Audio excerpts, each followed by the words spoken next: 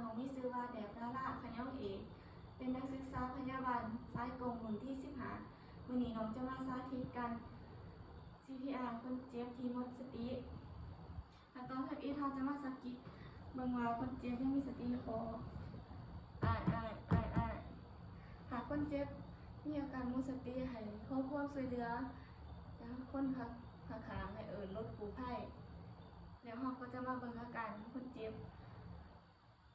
มือฟังชีพจรบริเวณคอแก้มสัมผัสบริเวณลมหายใจตาเบิ่งของ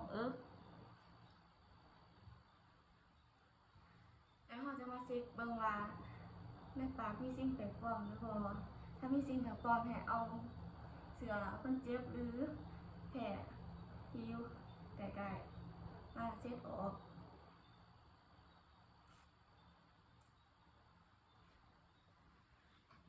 แล้วเราจะมา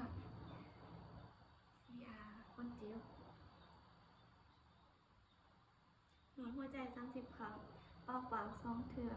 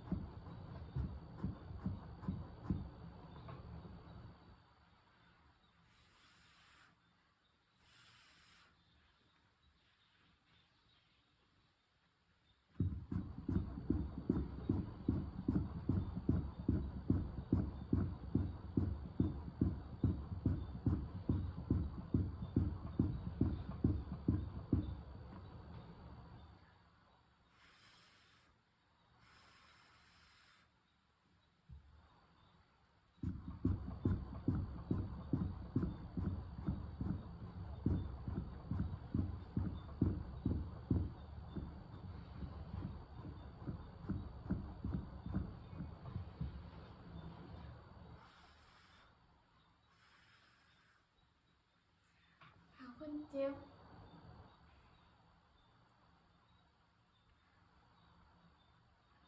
ชีพจรคนเจ็บกลับคืนมาแล้วเราก็จะสแกนให้คนเจ็บ